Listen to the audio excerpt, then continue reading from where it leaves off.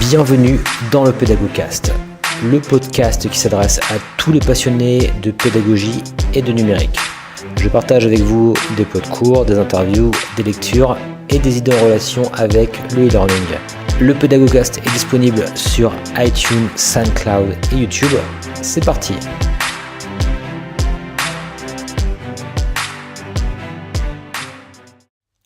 Bonjour à tous et bienvenue dans ce nouvel épisode du Pédagogcast. Et je voulais vous parler aujourd'hui tout simplement du podcast et vous expliquer un petit peu ma méthode et les outils que j'utilise pour tout simplement créer et mettre en ligne des podcasts. Ce podcast pour le coup s'adresse à la fois à mes étudiants, pourquoi pas de Rennes 2, qui vont pouvoir, s'ils le souhaitent, dans le cadre de leur cours créativité, pourquoi pas créer un podcast. Après, ça s'adresse également à toute personne qui souhaite, même en tant que pédagogue ou autre, tout simplement créer un podcast.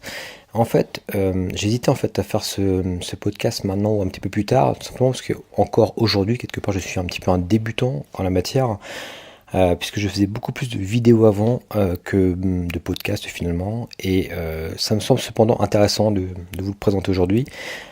Puisque là j'ai un retour un regard un petit peu naïf sur cette question. Et vous avez également, mon but également est de quelque part de démystifier, on va dire, la création de ce type de support. Et vous allez voir que c'est pas forcément compliqué, surtout si on compare à la vidéo par exemple, et que c'est quelque chose qui me semble très abordable, et notamment pour par exemple des enseignants, par exemple, qui ne sont pas forcément très techniques. Je trouve que c'est vraiment un support qui a beaucoup d'avenir quelque part, parce que même si aujourd'hui on est très vidéo, notamment avec l'apparition des MOOC, etc., ce qui est une bonne chose en soi, mais c'est vrai que quelque part, de mon point de vue, je ne suis pas certain qu'il y ait toujours besoin d'une vidéo en fin de compte pour expliquer un concept ou quelque chose. Les vidéos sont très coûteuses, que ce soit en temps, en énergie, etc. Et finalement, le coût quelque part rapporté à l'efficacité, je ne suis pas certain que ce soit toujours très pertinent, on va dire, de faire de la vidéo. Même si encore une fois, moi j'adore la vidéo, j'en fais beaucoup, je fais beaucoup de vidéos de cours également. Mais voilà, aujourd'hui, c'est vrai que il me semble en tout cas que le support podcast, le support audio tout simplement, peut être quelque chose de beaucoup plus exploitable. Et notamment aujourd'hui en termes de diffusion avec toutes les plateformes qui peuvent exister pour diffuser les podcasts, et je vais vous en parler un petit peu là. Voilà, je vais pas forcément faire trop long pour l'introduction, on va tout de suite passer au cœur de ce podcast. Alors je vais introduire un petit peu mes propos en comparant justement le podcast et les vidéos, en tout cas de mon point de vue. Ensuite je vous parlerai tout simplement du matériel. On continuera également sur moi, donc mon matériel, mon système actuel.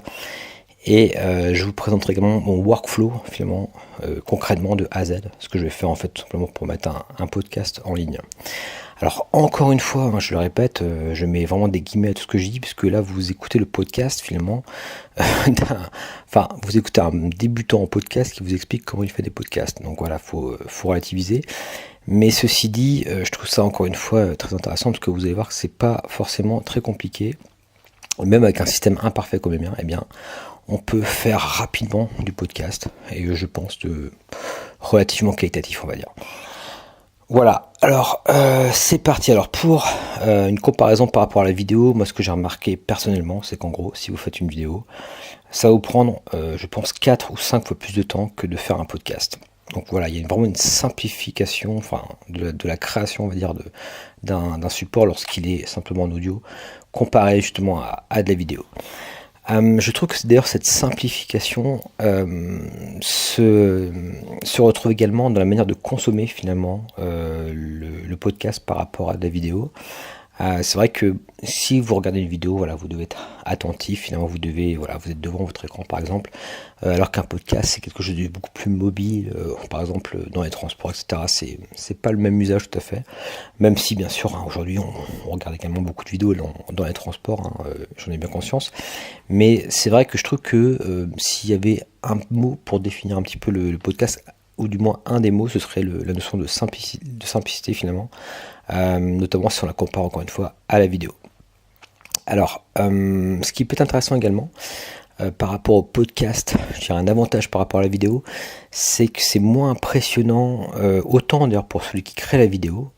Par exemple, admettons, vous voyez là par exemple, pour ne rien vous cacher, j'enregistre en fait juste avant de dormir finalement ce podcast. Donc voilà, je pourrais pas pour le coup faire une vidéo là, voilà.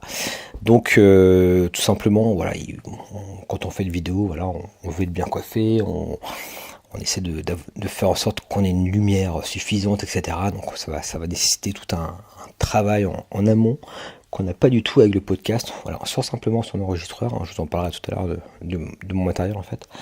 Et puis c'est parti, voilà, on enregistre, et voilà. Et on va dire ce côté, cette démystification quelque part, elle se retrouve aussi pour les invités. Si vous, par exemple, vous souhaitez faire une ressource, par exemple un support, peu importe, qui est en fait une discussion avec quelqu'un, ce sera beaucoup moins impressionnant pour la personne également, de se dévoiler, beaucoup moins impressionnant pour elle de parler avec un simple micro plutôt qu'avec une vidéo pointée sur elle, entre guillemets.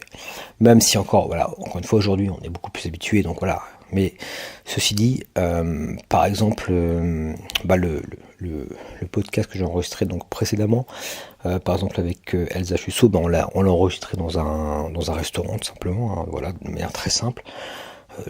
Là, imaginez, ça aurait été très compliqué de faire, enfin pas très compliqué, mais ça aurait été une autre histoire, je dirais, de le faire en vidéo. Voilà, donc là, on est arrivé comme de simples clients, on se pose un petit peu dans une table, un petit peu dans le fond, et hop, c'est parti. On sort donc les micros, et puis ça y est, on enregistre, et puis tout simplement, voilà, ça se passe comme ça. Donc je trouve que, voilà, c'est à la fois confortable pour la personne qui crée, et à la fois pour ses invités, peut-être plus que ne l'est la vidéo également. Un point également intéressant pour d'éventuels podcasteurs qui voudraient se lancer. Encore une fois, podcasteur, enfin là ce serait plutôt pour même des enseignants tout simplement qui voudraient faire par exemple des pots de cours, hein, parce que moi finalement c'est ça qui m'a dit amené finalement à créer même des podcasts. Là aujourd'hui j'aimerais bien continuer, c'est quelque chose que je voulais faire depuis longtemps d'ailleurs, mais là mon idée c'est de continuer à en faire. Peut-être plus souvent, on va dire, à 2 voix ou à 3 voix, par exemple, avec d'autres ingénieurs pédagogiques ou des personnes un peu dans le domaine de l'enseignement. Mais en tout cas, au tout départ, même ce podcast là également dédié à mes étudiants, c'est au mois de départ, l'idée c'est de faire des pots de cours, tout simplement des cours, mais simplement au lieu que ce soit des cours fermés, voilà, j'en profite pour les ouvrir. Donc du coup, j'en fais, on va dire, des podcasts. Mais voilà, donc mon idée c'est également peut-être de vous dire si vous êtes enseignant, pédagogue ou que sais-je, voilà, ça peut être quelque chose qui peut vous intéresser. Alors par exemple, voilà, ça me vient comme ça à l'esprit, mais je trouve que ça peut être pratique, par exemple, même pour corriger tout simplement des choses.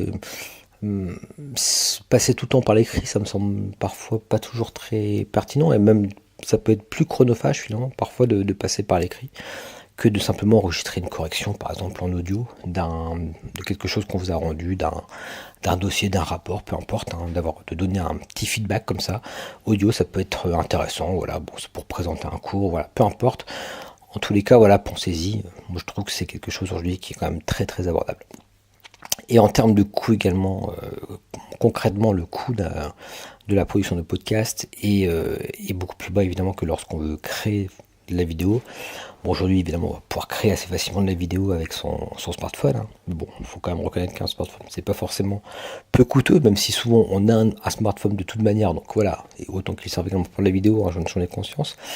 Mais c'est vrai que quand même en termes même de ce point de vue-là, si on veut par exemple des lumières, voilà, il va falloir encore ajouter un petit peu de budget. Si on veut pouvoir par exemple écrire en même temps, comme j'aime le faire d'ailleurs, qu'on fait un cours par exemple griffonner par exemple son diaporama, il va falloir passer sur un iPad Pro ou bien les nouveaux iPads qui viennent de sortir, le font aussi d'ailleurs pour un coût beaucoup plus réduit. Mais voilà, on va devoir avoir d'autres supports, etc., etc. Donc voilà, en gros vous avez compris, hein, par rapport à cette comparaison avec la vidéo, enfin c'est encore une fois, j'ai absolument rien contre la vidéo, au contraire, mais je trouve que encore une fois ça ne se justifie pas toujours et que parfois il me semble que l'audio tout simplement est largement suffisante pour ce qu'on a, peut-être, et même dire parfois plus pertinente, on va dire, que de la vidéo. Voilà. Ensuite, pour vous parler du matériel, donc, alors, faut savoir qu'encore une fois, je ne suis pas expert en podcast, hein, je le rappelle à nouveau, mais voilà, tout simplement ce que je sais, c'est qu'on peut faire quelque chose de très complexe et de très simple. Enfin, voilà, on peut, même en podcast, si on veut dépenser de l'argent, on peut dépenser de l'argent. Ça, il n'y a aucun souci là-dessus. On va pouvoir utiliser des tables de mixage, des micros fixes, etc., avec des filtres anti-pop, etc. Mais on peut faire également quelque chose de très très simple, simpliste. Ça va par exemple, concrètement, hein, j'ai déjà écouté des podcasts de personnes qui enregistraient directement avec le micro de leur casque d'iPhone par exemple, tout simplement leur casque écouteur iPhone de base. Voilà, ça fonctionne. Et encore une fois, j'ai écouté d'autres podcasts avec là des personnes qui sont avec des micros de qualité, voilà, largement supérieure à 200-300 euros par exemple. Mais en gros, hein, si je devais vous donner déjà un ordre d'idée au niveau du prix pour quelque chose de minimal, on va dire des allez, 30 euros, on va dire 25-30 euros. Déjà, vous allez pouvoir trouver des casques par exemple qui enregistrent voilà, un son de qualité. Alors pour ma part, en fait, j'ai choisi d'utiliser en fait les fameux on va dire dictaphones de Sony, donc ils sont très connus, c'est les ICD 650. Je crois que ça coûte quelque chose comme une centaine d'euros, enfin peut-être 120 euros, je sais plus. Et ce que j'aime bien en fait avec ce système-là, c'est que c'est vraiment tout petit, ça tient dans la main, enfin, ça se met dans la poche, ça se met dans la poche pour, par exemple, quand on veut faire des interviews, etc. Il suffit d'avoir deux micros de ce type, voilà, on les met dans la poche de sa veste. Et puis, quand on dit, c'est l'occasion qui crée le larron, si jamais on souhaite faire un interview, on peut le faire comme ça très rapidement. Voilà, donc moi c'est ce que j'utilise. Voilà, pour l'instant le son, voilà, ça me paraît correct, on va dire. Si vous faites des enregistrements d'extérieur, même avec quelqu'un, je vous conseille quand même de mettre des petites bonnettes dessus pour pas justement qu'on entende les peu, ouais, les peu et les B. En fait, alors sur les micros, on va dire fixes, il y a des filtres anti-pop comme ça, c'est espèce de cercle de rond. En fait, je sais pas si vous voyez exactement comment ça se présente. Vous pouvez regarder les liens sur internet, mais c'est un filtre en fait qui évite justement au micro de recevoir les souffles quand on prononce prendre des P et des B, voilà.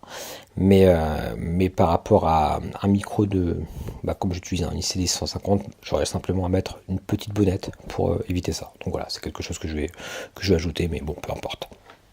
Donc moi personnellement, après, une fois que j'ai enregistré donc le podcast, eh bien je le mets directement sur mon ordinateur, hein, simplement avec on va dire un câble finalement qui relie les deux, tout simplement. Et je vais monter très rapidement. Alors je fais pas de montage, hein, comme vous pouvez peut-être le remarquer, hein, je m'embête pas entre guillemets, puisque ça, quelque part, je trouve que ça dénature, je pense aussi le podcast. Pour moi, c'est un petit peu aussi une espèce de discussion, si on veut. Du coup, donc je fais pas forcément de montage. Par contre, je vais ajouter, comme vous l'avez vu, une petite intro. Voilà, d'ailleurs c'est une musique que j'ai. Alors, j'adore en fait les produits TechSmith. Donc, j'utilise beaucoup Camtasia. Donc, j'utilise également d'ailleurs Camtasia pour simplement voilà, créer ma bande son là. Alors que là-bas, c'est plutôt un logiciel pour faire de la vidéo. Mais voilà, ça me suffit amplement. Et puis je vais ajouter justement, d'ailleurs la musique, je l'ai tirée de la bibliothèque de Camtasia, donc c'est une musique libre de droit. Puis voilà, ça me permet de mettre comme ça une petite intro en fait, et je vais simplement donc rajouter à chaque fois l'intro et puis ensuite le podcast. Je vous expliquerai tout à l'heure qu'on peut d'ailleurs avoir un système automatisé pour tout ça, mais bon, je l'ai pas encore mis en place. Et voilà, c'est pour ça c'est encore intéressant que je vous en parle aujourd'hui, parce que c'est tout frais, on va dire. Et c'est encore une fois, très naïf au niveau de ce que je fais, mais bon, ça fonctionne pas trop mal, on va dire. Ça me prend pas trop de temps, donc ça me semble intéressant justement de vous montrer à quel point ça peut être simple. Ensuite, alors pour synchroniser, c'est juste un petit point de détail. Si jamais vous faites une interview avec deux micros comme ça, il faut simplement penser taper dans ses mains, on va dire. Comme ça, vous allez synchroniser rapidement en voyant le spectre sonore, les deux bandes en fait, ou les trois bandes, hein, si vous faites avec trois micros par exemple. Donc c'est tout bête, hein, mais bon, voilà. Parfois, je peux avoir besoin comme ça de faire une synchronisation. Mais bon, ça se fait très rapidement, et bon, c'est pareil, les logiciels qui font automatiquement, hein, mais voilà. Moi, je le fais manuellement, ça me prend vraiment, voilà, de 2 secondes, on va dire, donc c'est pas un gros souci. Voilà, je vais pas, personnellement, je retouche pas le son dans Camtasia. Je crois que je fais un fondu comme au début, un fondu à la fin, mais c'est tout. Et encore, il s'entend quasiment pas. Et puis voilà, quoi, tout simplement. Ensuite, je vais vous expliquer le workflow complet, puis comme ça j'aurai terminé. Ça fera un podcast, je sais pas depuis combien de temps je parle, mais plutôt court, hein. Je ne vais pas forcément rentrer trop dans le détail. On va pas parler là aujourd'hui de la structure d'un podcast, c'est quelque chose qu'on pourra aborder dans un autre enregistrement. En gros, donc mon workflow, c'est qu'en général, je prépare ce que j'ai à dire en fait je fais une carte, une sorte de carte heuristique finalement voilà, de ce dont je parle. Là, je suis en train de la lire justement actuellement, là, quand je vous parle en même temps. Ça dépend en fait des podcasts, parfois je les fais sans préparation, mais c'est quand même, je trouve, assez confortable de le faire avec une petite préparation.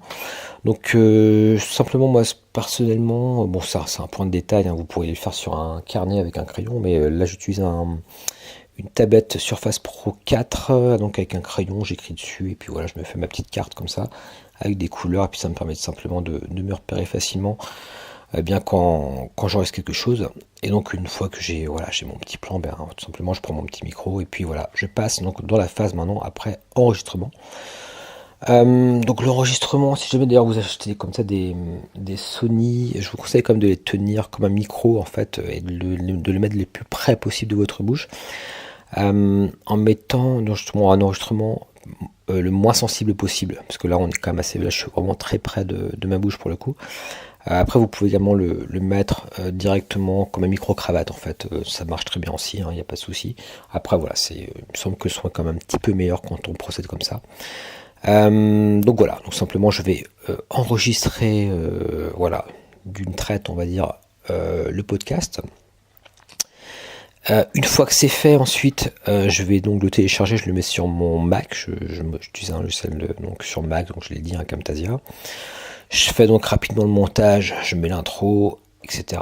J'encode le tout. Ensuite, j'exporte mon fichier son sur SoundCloud. Alors SoundCloud est gratuit d'ailleurs si vous ne dépassez pas, je crois, 2 ou 3 heures, gratuite. Et ensuite c'est payant en fait. C'est en gros voilà, vous payez 100 € on va dire l'abonnement à l'année. Et là c'est illimité avec des options en plus, etc. Donc bon, c'est pas non plus excessif, hein, mais bon, là encore une fois, il faut évidemment faut que ce soit un investissement rentable quelque part. Ça veut dire que vous êtes motivé, on va dire, à faire quand même quelques podcasts, quoi. Voilà. Ensuite, alors faut savoir en fait que SoundCloud me permet donc d'héberger mon fichier son. Alors voilà, je vous parle de mon système à moi, hein, il y en a des tonnes, encore une fois, hein, je parle vraiment de moi, là, de ce que je fais actuellement. Ça va sans doute changer, ça évoluera, hein, au fur et à mesure. Mais en gros, pour vous expliquer le principe, SoundCloud permet d'héberger le fichier, et iTunes, parce qu'on pense souvent qu'il faut les mettre sur iTunes, mais le problème c'est qu'iTunes n'héberge pas en fait les fichiers audio. C'est simplement iTunes a simplement récupéré un flux et l'afficher quelque part en fin de compte. C'est pas un serveur en tant que tel. Donc du coup, voilà, ensuite je crée un compte sur iTunes de manière à ce que ça se synchronise. En fait, à chaque fois automatiquement, dès que je vais mettre un enregistrement, sur SoundCloud, ce sera automatiquement synchronisé avec iTunes. Je pense que ça doit mettre une petite demi-heure, je pense, pour arriver. Et voilà, donc ce qui fait que mon podcast est disponible pour l'instant sur SoundCloud et iTunes. D'ailleurs, je dis qu'il est disponible sur YouTube, mais pour l'instant, à l'heure où j'enregistre le podcast, c'est pas le cas pour tous les podcasts. Là, j'ai créé la chaîne, mais disons qu'en fait, ce que je veux faire simplement, mais c'est juste parce que j'ai manqué de temps, on va dire, c'est créer, parce que ce qu'il faut bien comprendre, c'est que les podcasts c'est très intéressant, mais si vous voulez les diffuser, que ce soit un petit peu, on va dire, connu, si on veut être écouté, hein, finalement c'est aussi un peu le but, faut quand même le reconnaître. C'est assez compliqué de se faire connaître, par exemple juste sur iTunes ou SoundCloud. C'est pas forcément les plateformes, on va dire, qui permet de se faire connaître rapidement. Donc c'est vrai que YouTube, hein, ça reste quand même la référence si on veut atteindre peut-être plus de personnes, tout simplement se faire connaître. Et c'est vrai qu'il est conseillé, ça mange pas de pain on va dire, de mettre ces podcasts sous forme de vidéo en fait, directement sur YouTube. Et donc là c'est ce que je vais faire également, hein, mais l'idée c'est, moi ce que je souhaite faire c'est mettre un spectre sonore en fait, ça veut dire que quand on parle on voit un spectre sonore, donc ça se fait notamment sur Adobe, sur After Effects en fait. Donc c'est quelque chose que je vais prendre le temps de faire, c'est pas très long, hein, mais c'est simplement que j'ai pas encore pris le temps de le faire, mais je vais le faire sous peu.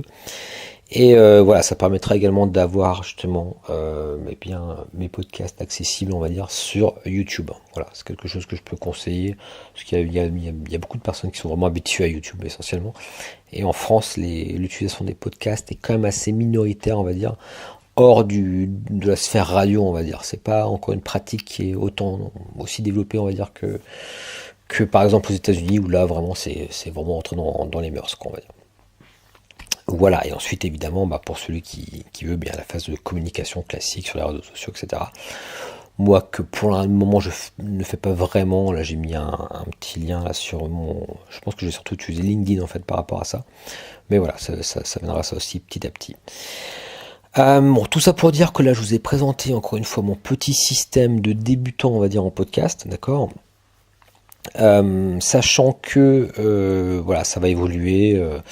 Là je suis en train d'étudier des solutions un petit peu clé en main, tout en main, automatisées. J'aime bien cette idée aussi de pouvoir encore plus simplifier le process et de m'intéresser qu'au contenu. Finalement c'est vraiment le but final, je dirais le but un peu ultime, même si j'aime bien un petit peu la technique, je trouve quand même que quelque part plus on peut simplifier la technique et plus peut-être on pourra se focaliser sur l'essentiel qui est simplement le contenu. Et pour cela il existe des outils, des services en fait qui sont payants, donc pour le coup, bon après c'est pas forcément très coûteux à chaque fois, mais voilà c'est un choix on va dire. Comme par exemple, je peux vous parler d'un service qui existe qui s'appelle Auphonic, qui est assez connu. Alors donc je l'ai déjà utilisé, hein, j'ai testé un petit peu l'outil. En gros ça permet de tout faire en fait. Ce qui est vraiment intéressant c'est qu'Auphonic, une fois qu'on va mettre notre fichier dessus, eh bien il va pouvoir l'envoyer à la fois sur SoundCloud, parce qu'en fait on va créer des connecteurs avec nos différents réseaux, etc. Donc il peut l'envoyer sur SoundCloud, sur des réseaux sociaux également, bien sûr. Ce qui est très intéressant également, c'est on peut l'envoyer également sur YouTube avec Auphonic, avec justement ce fameux spectre audio là on peut ajouter ensuite une image et on verra donc l'image avec le spectre audio par exemple sur YouTube. Et voilà, ça fait un petit côté podcast justement pour le coup. Donc voilà, il y a Auphonic qui le fait. Donc on va pouvoir également mettre une intro et une outro, comme on dit. C'est-à-dire on va pouvoir pointer vers un fichier son d'intro, par exemple le fichier là que je mets en intro, bien au lieu de faire à chaque fois le montage, même si encore une fois moi c'est vraiment quelque chose qui me prend beaucoup de temps parce que j'ai l'habitude, et bien là ce sera automatique en fait tout simplement. Et on va pouvoir comme ça bien en 3 clics on va dire, mettre son podcast à disposition sur toutes les plateformes que l'on souhaite, on va dire, en même temps, sans forcément le faire comme ça une par une. Voilà, donc ça c'est quelque chose d'intéressant. Je pense que j'y viendrai petit à petit, simplement que voilà, il faut prendre le temps de préparer son petit système, hein. C'est pas forcément très long si vous voulez, mais voilà, ça se fait tranquillement. En tout cas, voilà, tout ça pour vous dire que c'est pas quelque chose de... alors, c'est quelque chose de beaucoup moins compliqué que de faire la vidéo. C'est quelque chose qui est encore une fois beaucoup plus simple. On est beaucoup plus à l'aise quelque part quand on commence à mon avis en faisant un podcast qu'une vidéo également. Donc si jamais quelque part ça vous a traversé la tête un jour de vous dire bah tiens j'aimerais bien faire ça mais que vous n'osez pas vous lancer, c'est à mon avis peut-être une bonne méthode que de commencer par le podcast. Et surtout ce que j'aurais tendance à vous dire, alors moi je le dis à moi-même hein, quand je le dis en podcast également, c'est voilà, c'est de mettre un peu son amour propre de côté aussi. C'est pas toujours facile parce qu'en fait on a le problème de vouloir toujours quelque chose qui est parfait au début. Enfin on hésite à se lancer parce que voilà on se dit ouais, on sait pas, c'est pas encore exactement comme je souhaite, etc. Enfin, j'en ai conscience que c'est difficile. Même moi, je me suis fait quelque part violence par rapport à ça. Je me fais toujours violence par rapport à ça. Mais je pense que c'est le gros frein, on va dire, à la créativité, tout simplement ne pas oser. Et c'est dommage parce que plus on fait, plus on s'améliore. Et puis à la limite, dites-vous bien que si jamais vous voulez commencer par créer un support comme ça, il n'y a pas non plus grand monde qui va vous écouter au début, hein. Voilà, désolé de vous décevoir, mais bon, c'est la vérité. Et puis quelque part, c'est rassurant. Donc voilà, on a le droit de se tromper, on a le droit. L'important, c'est de faire quelque part. Donc ce serait mon conseil numéro un, en fait, c'est surtout de ne pas vous chercher à être parfait. Voilà, vous le mettez en ligne et puis voilà, on n'en parle plus. Et à la limite, plus on en fait, moins on hésite parce que bon, on se dit voilà, de toute façon, si on fait un podcast qui est moyen après, voilà, si on en refait un le lendemain, vous voyez ce que je veux dire, ça va se perdre un peu dans le flux. Enfin voilà, ça peut aussi démystifier un peu tout cela. Voilà, bon, je vais m'arrêter, je vais pas forcément faire trop long. En tous les cas, voilà, je vous ai présenté un petit peu en gros ce qui moi me semble intéressant par rapport au podcast. Je vous ai présenté vraiment de manière très minimaliste, en non expert on va dire, le matériel, mon système à moi, mon workflow. Je pense que si vous voulez faire quelque chose, bah, vous pouvez suivre ça ou le faire à votre manière également, hein. Il y a des tas d'ailleurs d'autres tutoriels, d'autres vidéos, d'autres personnes qui expliquent un peu comment il fonctionne. Voilà, donc chacun trouve un petit peu son petit système à soi. Voilà, bah écoutez, merci pour votre attention et puis je vous dis à très bientôt pour un nouvel enregistrement, pour un nouveau podcast.